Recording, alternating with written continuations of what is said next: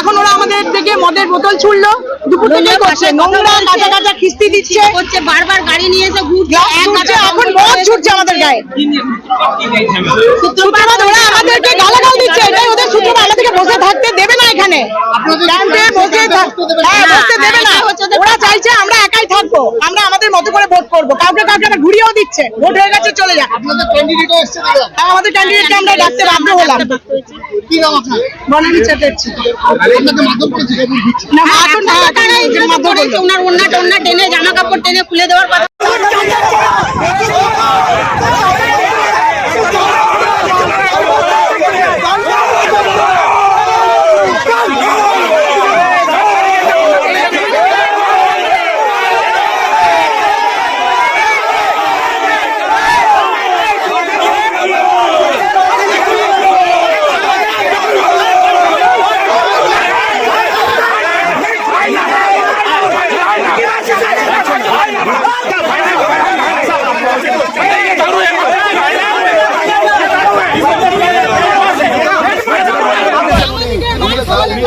তৃণমূলের দালালি করছে, উনি থেকে পরে তৃণমূলের দালালি করছে।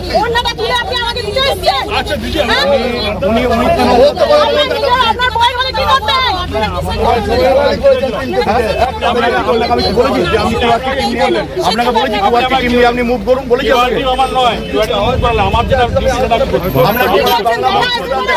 সংবাদ মাধ্যমের গায়ে, মহিলাদের গায়ে বাংলা মদ ছুড়বে আপনি জানি না, এটা আপনার ডিউটি, এটা আপনার ডিউটি।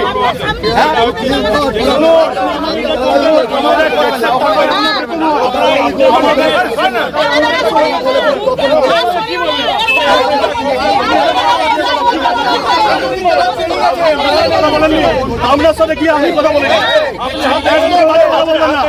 একদম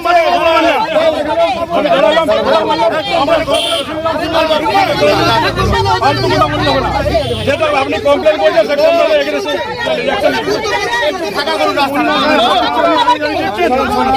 আপনি দাঁড়িয়ে দেখছেন একটা মহিলা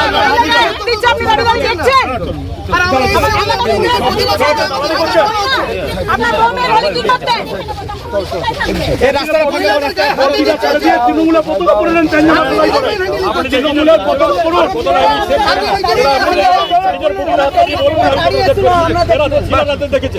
আপনি বর্দিটা খুলে দিয়ে তৃণমূলের প্যান্ট জামা পড়ুন, তৃণমূলের প্যান্ট জামা পড়ুন আপনি।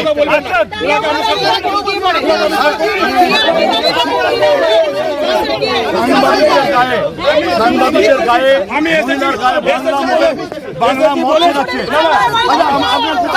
লোকটার নামা আপনার প্রেজেন্সে সাংবাদিকদের গায়ে, মহিলাদের গায়ে মদের বোতল ছোড়া হয়েছে কি ছোড়া হয়নি বলুন? জলের বোতল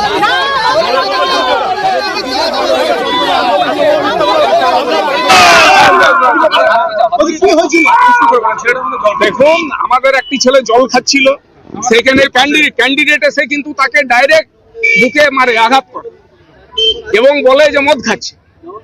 আপনারা এখানে দেখে যেতে পারেন, এখানে জোর করে জল ছিটিয়ে দিয়েছে রাগের মাথায় ছেলেটি। আমি বলছে যে জল খাচ্ছিলাম, এইখানটা বলছে মদ খাচ্ছি, এবং উদ্দেশ্য প্রণোদিত ভাবে এসে বুকে ধাক্কা মারে। মানে দেখুন, এই বুথটা হচ্ছে তৃণমূল কংগ্রেসের শক্ত ঘাঁটি, তৃণমূল কংগ্রেসের শক্ত ঘাঁটি। এই বুথটাকে হেলানো সম্ভব নয়, তাই বিশৃঙ্খলা করে 2-3টে মহিলাকে বস করিয়ে সকাল থেকে নোংরামি করার একটা প্রবণতা চলছে, আমরা বুঝতে পারছি। আপনাদের কাছে আবার বলছি, আপনারা বসে থাকুন এখানে, প্রয়োজন পড়লে যতক্ষণ ভোট চলবে এই বুথ থেকে আবার ব্যাপক মার্জিনে হারাবো বিজেপিকে। ওনাদের প্রার্থী এসে যতই নোংরামি করার চেষ্টা